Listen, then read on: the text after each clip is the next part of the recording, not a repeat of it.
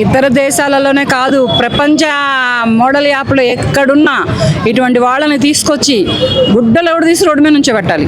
ఇటువంటి వాళ్ళ వలన ఎంతమంది యువత ప్రాణ నష్టం జరుగుతుందో, ఎంతమంది తల్లిదండ్రులకు కడుపు కోత మిగులుస్తుందో, ఎంతమంది భార్య పిల్లలు అనాథలు అయిపోతున్నారో, ఎంతమంది భార్యలకు హృదయ కోత మిగులుతుందో, ఎంతమంది బిడ్డలు అనాథలు అయిపోతున్నారో, తండ్రిని కోల్పోతున్నారో, ఒక భర్తను కోల్పోతున్నారో, మరి ఒక బిడ్డను కోల్పోతున్నారు. వీళ్ళు బెట్టింగ్లంటూ యాప్లంటూ వేలల్లో కాదు, కొన్ని లక్షల్లో కాసేస్తున్నారు పందాలు. కాకినాడలో పోనీ వీళ్ళు సొంత కష్టపడి పెడుతున్నారా? తల్లిదండ్రులు ఆస్తులు అమ్మేస్తున్నారు, వీళ్ళు సంపాదించుకుని పెడుతున్నారు. తర్వాత ఇవి సరిపోవన్నట్టు అప్పులు కూడా చేసి అప్పుల్లో కూడా తీసుకొచ్చి పెడుతున్నారు. ఈ అప్పులు తీర్చలేక, అప్పులు వాళ్ళు వచ్చి అడిగితే సమాధానం చెప్పలేక, ఏం చేయాలో ఎటుపోవాలో తెలియక, ఒక్కొక్కడైతే పాయిజన్ తీసుకుంటున్నాడు, ఒక్కొక్కడైతే ఉరివేసుకుంటున్నాడు, ఒకడైతే రైలు కింద పడుతున్నాడు, ఇంకొకడైతే ఎక్కడ కృష్ణానదిలో దిగుతున్నాడు. ఎట్లయినా కానీ ప్రాణం తీసుకుంటున్నాడు ప్రస్తుతానికి. ఈ ప్రాణ నష్టం జరుగుతున్న కారణం ఏంటమ్మా అంటే ఈ బెట్టింగ్ యాప్లు. ఈ సన్నీ యాదవే కానీ, లేకపోతే ఇమ్రాన్ ఖాన్ ఎవరు, ఇమ్రాన్ ఖాన్ ఇంకొకతను ఎవరు, లోకల్ బాయ్ నాని.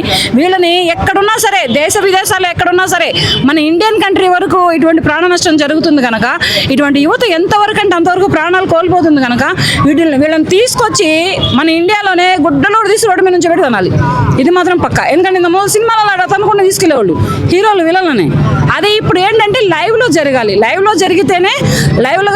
జరిగితేనే ఎంతో మంది భార్యల హృదయ కోత తప్పుతుంది, తల్లిదండ్రులకు కడుపు కోత తప్పుతుంది, ఎంతోమంది బిడ్డలకు తండ్రి మిగిలిపోతాడు.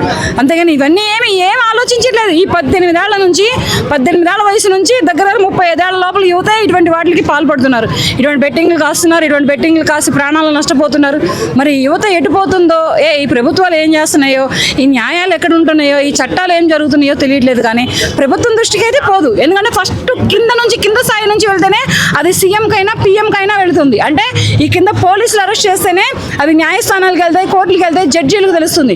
కానీ ఈ కింద పోలీసులే పట్టించుకోవట్లేదు, ఈ చట్టమే వదిలేస్తుంది. అంటే ఇంకా న్యాయం దగ్గరికి ఎక్కడికి వెళ్తాయి? అది సీఎంకి ఎక్కడికి వెళ్తాయి, ఎమ్మెల్యేలకు ఎక్కడికి వెళ్తాయి, ఎంపీలకు ఎక్కడికి వెళ్తాయి, ఆ తర్వాత అయినటువంటి ప్రధానమంత్రి దగ్గరికి ఎక్కడ వెళ్తాయి?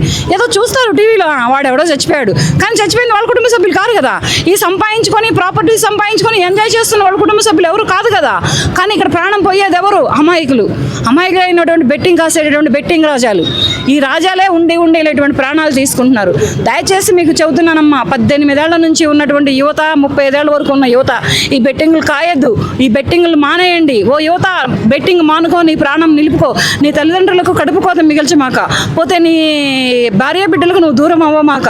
ఎక్కడో పుట్టి ఎక్కడో పెరిగి నిన్ను నమ్ముకొని వచ్చినటువంటి నీ భార్యకు, నీకు పుట్టిన సంతానాన్ని నువ్వు అనాథలను చేసి వెళ్ళిపోతావా?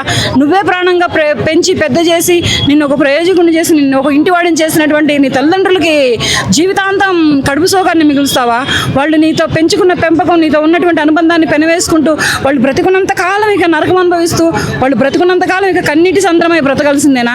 కనుక నేను మరీ చెబుతున్నాను. ఎందుకంటే ఒక మహిళగా ఈ బెట్టింగ్లను ఖండిస్తున్నాను, ఒక సమాజంలో బ్రతుకుతున్న ఒక మనిషిగా కూడా ఈ బెట్టింగ్లను నేను ఖండిస్తున్నాను. ఎందుకంటే మిడిల్ క్లాస్ వాళ్ళు ఫస్ట్ ఉన్నోడు డబ్బులు ఎండిపోయినా పట్టించుకోరు ఎవరు.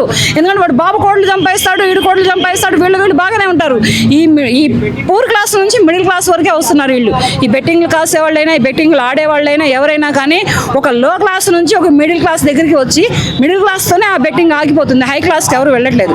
హై క్లాస్ ఉన్నా కానీ వాడు దులిపేసుకుంటాడు, ఎన్ని పోతాయి, 10 లక్షలు పోతాయి. కానీ అది మిడిల్ క్లాస్ వాడికి ప్రాణం, అదే లో క్లాస్ వాడికి ఏముండదు. వాడు పోతాడు, లేకపోతే లేదు, వాడికి పరువు ఉండదు.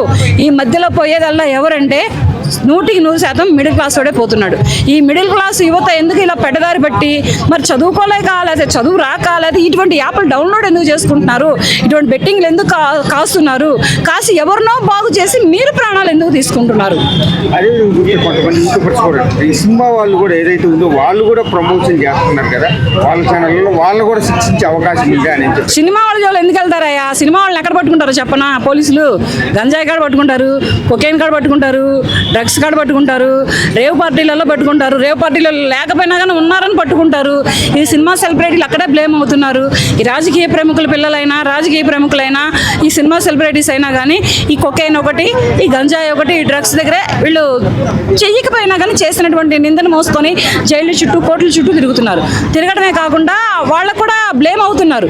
అటువంటి సెలబ్రిటీస్ని బ్లేమ్ చేస్తారు కానీ వీళ్ళు పోలీసులు ఇటువంటి బెట్టింగ్ల రాజాలని, వాళ్ళని పట్టుకున్న వాళ్ళని ఇమ్రాన్ ఖాన్ ఒకడిని, ఈ లోకల్ బాయ్ నాని ఒకడిని, వీళ్ళని ఒకళ్ళని పట్టుకుంటే ఎవరు పట్టుకోలేరు ప్రస్తుతానికి. మరి వీళ్ళకి ఎందుకు భయపడుతుందో చట్టం, వీళ్ళని ఎక్కడ పెడుతుందో న్యాయం, వీళ్ళని అసలు ఎందుకు వదిలేస్తుందో ఈ గవర్నమెంట్ కూడా నాకు కూడా అర్థం కావట్లేదు.